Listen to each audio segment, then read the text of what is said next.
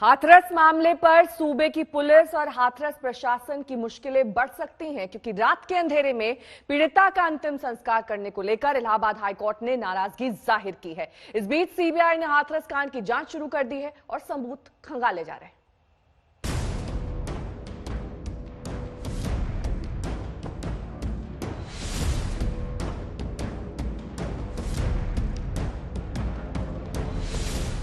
Hathras case की जांच अब देश की सबसे बड़ी जांच एजेंसी के पास है।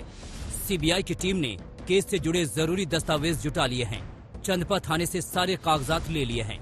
सूत्रों की माने तो सीबीआई की टीम एसआईटी से भी बात कर रही है और केस से जुड़े अहम पहलुओं की जानकारी ले रही है।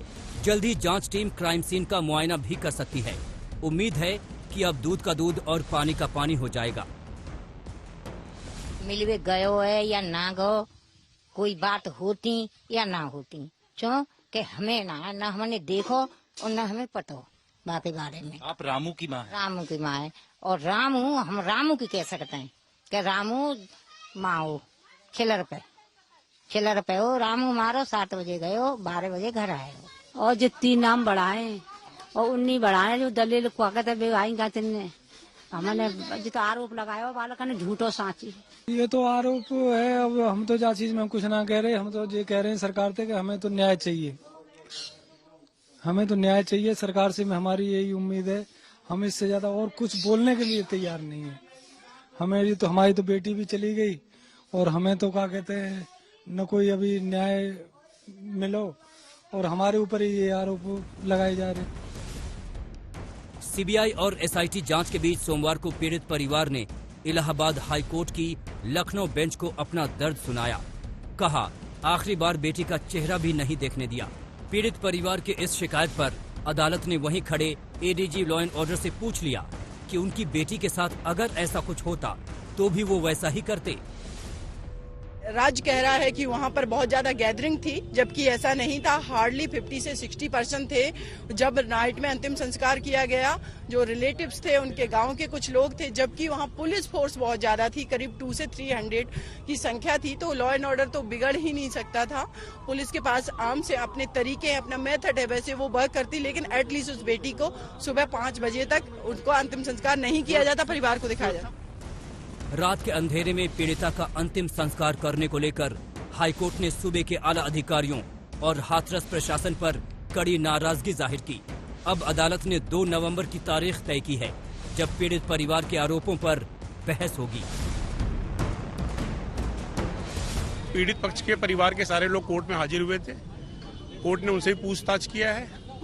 एसीएस होम और एडीजी लॉ एंड ऑर्डर और डीएम हाथरस, उनसे भी कोर्ट ने पूछताछ की है। डिटेल्ड ऑर्डर अभी बाद में पास होगा। अंतिम संस्कार के बारे में ही डिसीजन अभी होना है। हमने अपना पक्ष रखा है, पीड़ित पक्ष ने अपना पक्ष रखा है, सरकार ने अपना पक्ष रखा है। अब जो भी निर्णय आएगा उसके बाद, अभी 2 नवंबर कोर्ट में पेशी के लिए पीड़ित परिवार हाथरस से लखनऊ बेहद कड़ी सुरक्षा में पहुंचा था और कड़ी सुरक्षा में वापस हाथरस लौट आया। अब इंतजार है इंसाफ का। हाथरस से जितेंद्र बहादुर के साथ शिवेंद्र प्रताप सिंह, लखनऊ आज तक। हमारे 2 संवाददाता इस वक्त तमाम जानकारी के साथ हमारे साथ जुड़ गए हैं। लखनऊ से हमारे संवाददाता अभिषेक मिश्रा हैं, वहीं हाथरस से जितेंद्र बहादुर सिंह हमारे साथ जुड़े हैं। सबसे पहले जितेंद्र, आपका रुख करते हैं, क्योंकि सीबीआई की जांच अब शुरू होने वाली है।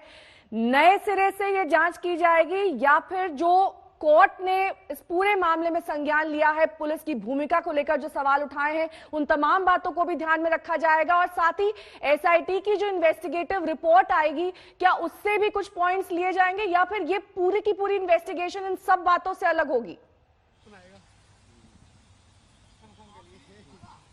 देखिए नेहा, इसी बात को लेकर के सीबीआई की टीम हाथरस में पूरी तरीके से कैंप कर रही है और अभी जो आज तक को जानकारी मिली है, इसके मुताबिक सीबीआई की टीम उस सीन ऑफ क्राइम यानी मौकाए वारदात पर आ सकती है और इसके लिए बाकायदे आपको दिखा दें, यहाँ पर पुलिस की व्यवस्था कर दी गई है। पुलिस सारे यहाँ पर जो चंदपा थाने से जुड़े हुए हैं, ये सारे लोग यहाँ पर आ चुके हैं। आप देख रहे हैं कि पुलिस की गाड़ियां यहाँ पर मौजूद हैं और ये मौकाए वारदात की वही जगह है जिस खेत में आरोपियों ने पूरी घटना को अंजाम दिया था। मैं आपको यहाँ पर दिखाना चाहूंगा कि ये वही रास्ता है। इसी रास्ते में जो है यहीं से करीब 20 से 25 मीटर की दूरी पर पूरी जगह मौजूद है और यहीं पर पूरी घटना को अंजाम आरोपियों ने दिया था। तो यहाँ सीबीआई की टीम अब से कुछ देर बाद आ सकती है, ऐसी जानकारी मिल रही है। इससे पहले सीबीआई की टीम ने पूरे दस्तावेज चंदपा थाने से कलेक्ट किए हैं। सारे जो इस पूरे मामले की जो दस्तावेज है उनको अपने पास रखा है, केस डायरी अपने पास ले ली है और पूरी छानबीन करने के लिए यहाँ पर पहुंच रही है। तो जानकारी यह है कि सीबीआई की टीम पिछले 2 दिनों से यहाँ पर मौजूद है और लगातार वो जो सीनियर अधिकारी हैं पुलिस के, उनसे भी बातचीत कर रही है। इसके साथ ही अभी थोड़ी देर बाद यहाँ पता चल रहा है कि सीबीआई की टीम पहुंचेगी, जिसमें फॉरेंसिक एक्सपर्ट भी सीबीआई के शामिल होंगे और वो तमाम बिंदुओं की छानबीन की जाएगी, जिससे ये पता चल सके कि आखिर उस पीड़िता को किसने मारा था और किस तरीके से पूरी घटना को अंजाम दिया गया था। अभिषेक मिश्रा अभी लगातार हमारे साथ जुड़े हुए हैं। अभिषेक, कोर्ट ने कल जिस तरीके से पुलिस की भूमिका को संदेहास्पद बताया, पुलिस के कई अफसरों को फटकार लगाई, सीधे तौर पर सवाल पूछे, और क्या कुछ कहा कोर्ट ने कल की प्रोसीडिंग्स में? देखिए नेहा, बिल्कुल इस पूरे मामले में हम ये कह सकते हैं कि लापरवाही हुई है और उत्तर प्रदेश पुलिस ने खासतौर पे हाथरस के प्रशासन का यहाँ पे लैप्स सामने आया है।